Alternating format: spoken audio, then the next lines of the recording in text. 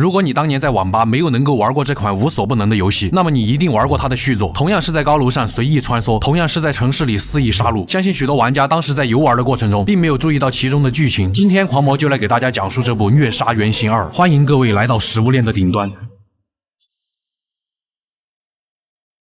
在黑光病毒爆发的1年以后，纽约开始了病毒的第2轮爆发。在这1年的时间里，艾利克斯·莫瑟已经彻底看透了人性的黑暗面。简泰克公司也顺理成章地将新一轮爆发的病毒取名为莫瑟病毒，并将这次病毒的起因归结到了艾利克斯的身上。如果想要了解黑光病毒为什么爆发，可以看狂魔讲述的《黑光病毒1》的剧情。而这一作的主角名叫詹姆斯·海勒，他的妻女死在了病毒的第2次爆发当中。因为这件事情失去了一切的海勒下定决心，势必要手刃艾利克斯。然而就在他们的小队执行任务的途中，一辆汽车狠狠地撞向了海勒所在的坦克，猛烈的撞击过后，只有海勒一个人活了下来。这时艾利克斯从天而降，海勒一眼就认出了这个害死他妻女的仇人，于是他抽出匕首就要与艾利克斯拼命。但凡人之躯又怎么能够比肩神明？艾利克斯轻松的就制服了海勒，但他并没有杀死海勒，而是将黑光病毒注入了他的体内。当海勒再次醒来的时候，他已经成为了简泰克公司和黑色守望的试验品，试图研究出海勒体内病毒的作用。但出乎意料的是，海勒完美融合了黑光病毒。军方不想再出现一个艾利克斯，于是下令烧死海勒。不过一切都是徒劳而已，海勒直接砸碎玻璃逃出了实验室。就在逃跑的路上，他再次遇见了艾利克斯。艾利克斯告诉海勒，前后2次病毒爆发都不是他做的，一切的始作俑者正是军方。军方为了掩盖真相，强行把责任推给了他。海勒的妻女也不是他害死的。随后艾利克斯希望海勒能够与自己一起对抗简泰克公司和黑色守望，只要海勒准备好，艾利克斯就会再次出现。对此海勒并没有完全相信，半信半疑的他前去教堂找到了好友古拉神父。海勒将他身上所发生的一切都告诉了神父，希望知晓一些情报的神父能够为他提供帮助。于是神父也证实了军方正是罪魁祸首，简泰克公司负责研究病毒，而黑色守望的军队就负责抓获无辜的平民来进行实验。既然是军方导致了妻女的死亡，那么海勒自然是要让其付出代价。于是海勒开始了对黑色守望的报复。他通过吸收军方的人员，发现当时在实验室对他进行实验的人，正是黑色守望在纽约的最高指挥官鲁克斯上校以及简泰克公司的科尼格博士。中途海勒吸收了黑色守望在华盛顿区域投放的名为格斗者的变异体，成功进化出了利爪。之后海勒在神父提供的情报下，变成士兵的模样，进入了鲁克斯上校所在的基地。可就在他想要动手的时候，被一旁的士兵打断，再次回头却发现鲁克斯已经不见了踪影。好在通过之前鲁克斯下达的命令，海勒发现简泰克公司正在难民的身上进行第1阶段名叫长影的活体实验。于是海勒为了阻止这些丧心病狂的科学家，将他们培育出来的变异体通通打败并吸收。海勒因此进化出了卷须的形态，以及获得了护盾的技能。因为海勒破坏了长影计划，黑色守望就打算对神父下手。好在海勒及时赶到教堂，将神父救走，并转移到了安全的地方。没有了后顾之忧，海勒再次通过神父提供的线索，来到了之前那个对他进行实验的科尼格博士面前。但没想到的是，科尼格竟然说自己是被逼无奈才为简泰克公司做事，并且此时他们正在研究一种针对海勒的超级士兵。可能是想到当初在实验室，科尼格博士曾极力阻止鲁克斯上校杀掉自己，海勒也就暂且相信了他说的话，前往了超级士兵的实验基地。在接连杀死了1代和2代的超级士兵以后，海勒进化出了超大范围的毁灭者技能，将实验基地的所有军方人员屠戮殆尽。但海勒最后通过吸收项目负责人才发现，原来这个狡猾的科尼格博士才是幕后黑手，他只不过是想借超级士兵来除掉海勒而已。得知了真相，愤怒不已的海勒来到了科尼格的面前，本想吸收眼前这个罪魁祸首，但没想到一个手无缚鸡之力的科学家竟然直接一拳将自己打飞。原来科尼格博士早就被艾利克斯注入了黑光病毒，并且为他效力，在实验室保护海勒也只是因为艾利克斯的原因而已。而现在科尼格打算杀掉海勒，在艾利克斯的面前证明自己。当然科尼格没有能够证明自己，经过不断的进化，海勒的实力早已超越了普通的变种人，他轻松就打败了科尼格，并将这个戏耍自己的人吸收。因为失去了一位得力助手，艾利克斯再次出现，但他并没有要动手的意思，而是对海勒说出了他的计划。原来不管是在简泰克还是在黑色守望，都有他的耳目，这些人被他改造成了变种人，并为其效力。随着变种人大军的数量增加，艾利克斯就能把军方连根拔起。可当海勒质疑起病毒是否会一起消失的时候，艾利克斯只是说一切都在计划之中。海勒对此并没有选择相信，而之后所发生的事情也印证了海勒的想法。神父从一位代号名叫雅典娜的线人那里得知了真相，他们从一段录像中得知，导致第2次病毒爆发的凶手正是艾利克斯。海勒在得知这个消息以后，发誓要杀掉艾利克斯。为了阻止艾利克斯创造变种人大军的阴谋，海勒通过搜索脑海中的记忆，找到了一个叫格洛维的人。这个人正是艾利克斯安插在简泰克公司的首席财务官。但这个格洛维却说自己能够帮助海勒追踪他想要找到的人，见这个人还有一定的作用，海勒索性留他一命。之后通过神父和格洛维提供的情报，海勒得知了黑色守望研发出了一种名叫白光的黑光病毒解药。但随着调查的深入，海勒发现现这个所谓的白光，早就在艾利克斯暗中操作下，成为了另一种意义上的黑光病毒。而且简泰克公司已经打算在整座城市释放白光病毒，一旦释放，所有人都会被感染。就在海勒想要阻止的时候，艾利克斯又再一次出现。他觉得自己给了海勒恩赐，但海勒却完全不领情，一次又一次的破坏他的计划。于是他打算吸收掉海勒，可没想到的是，海勒竟然靠着对妻女的那份执念，强行终止了艾利克斯吸收自己。见无法杀死海勒，愤怒的艾利克斯决定开始折磨海勒。他先是放出了巨大的变异体拖延海勒，自己则前去找到神父并将其杀死。当海勒来到神父面前，却已经为时已晚。就在他陷入极度悲愤的时候，那个神父的线人雅典娜联系到了海勒。原来这个线人竟然正是艾利克斯的妹妹达娜，并且达娜声称海勒的女儿玛雅其实并没有死。得知这个消息，海勒重新振作了起来，他立即出发来到了达娜所在的安全屋。达娜告诉海勒，他的女儿玛雅现在就在感染者最多的红色区域的某个地方。心中担忧不已的海勒当即就要前去寻找女儿，但是当务之急是需要阻止艾利克斯毁灭城市。如果白光病毒一旦释放，那么女儿玛雅也会受到牵连，海勒自然不会让女儿再一次离开自己。于是他将装有白光病毒的容器全部丢进了焚化炉烧毁。可因为白光病毒计划的破灭，黑色守望决定牺牲城市中的150万人，执行密集轰炸整座城市的火鹰计划，以此来彻底根除黑光病毒的蔓延。之后海勒在达娜提供的线索下，通过变化成鲁克斯手下的中尉，成功的找到了藏在指挥中心的鲁克斯上校。就在海勒要动手的时候，却听到鲁克斯正在询问自己的妻子女儿最近怎么样了。或许是出于同为父亲的感受，海勒没有对鲁克斯下杀手，但因为他的犹豫导致鲁克斯发现了端倪。之后鲁克斯再次与海勒变成了中尉见面，见身份已经被识破，海勒索性变回自己的模样。他依旧没有选择动手，只是以一个想找回女儿的父亲的身份，希望鲁克斯不要阻拦自己。不久后，火鹰计划正式启动。海勒为了阻止这场无差别的屠杀，不断的奔走在城市的各处，击落那些装载了大规模杀伤性武器的直升机，最终成功的阻止了火鹰计划。这时，一直为海勒提供线索的格洛维却想和海勒离开这个地方，重新开始新的生活。但一心只想救女儿的海勒可不会选择和艾利克斯的手下在一起。如今，艾利克斯与黑色守望想要摧毁城市的计划都被海勒终结，但女儿却没有了消息。就在海勒一筹莫展之际，鲁克斯联系到了海勒，他告诉海勒，想要女儿就去简泰克总部找他。海勒瞬间失去了理智，完全不顾达娜阻拦，拼尽了所有的能力，一个人杀进了简泰克的总部。就在他与鲁克斯对峙的时候，可能是因为他们都有着自己的女儿，又或许是海勒2次都放过了他，鲁克斯直接杀掉了自己的手下，任由海勒去救女儿玛雅。当海勒进去以后，竟然发现之前对他表白的格洛维已经挟持了玛雅，并且直接带着玛雅去见艾利克斯。见到这一幕，海勒心中的怒火达到了顶峰，他一路追赶来到了艾利克斯的面前。艾利克斯早已带着手下的变种人等候多时，他也对海勒解释了自己为什么要做出这一切的原因。艾利克斯早已看透了人性的黑暗面，他知道人性是停滞不前的。艾利克斯其实早已经死亡，他现在也只不过是一个拥有艾利克斯记忆的黑光病毒而已。就连妹妹达娜也背叛了自己，所以他选中了深爱女儿的海勒，并且不断的培养海勒的能力以及他对自己的恨。只要海勒吸收自己，那么这个世界将会得到彻底的平静。于是艾利克斯吸收了自己所有的手下，让自己的状态达到了极限。海勒没有丝毫怯懦，与艾利克斯站在了一起。很明显，艾利克斯放水了，海勒砍下了艾利克斯的手臂，并将它完全吸收进体内。而这一刻，黑光病毒真正的站在了食物链的顶端，吸收了艾利克斯的海勒瞬间爆发出了无数的触须，触须蔓延到了整座城市，将所有感染者杀死。一切都已结束。海勒在见到女儿玛雅的时候，却因为体外涌现的黑光病毒，让玛雅不敢靠近。见到女儿的反应，海勒索性将女儿交给了达娜照顾，自己则独自一人离开这里。让人欣慰的是，女儿最后上去抱住了父亲，海勒也终于能够再次和女儿在一起。至于未来的路，将会遥遥无期。我是秋天狂魔，咱们下期再见。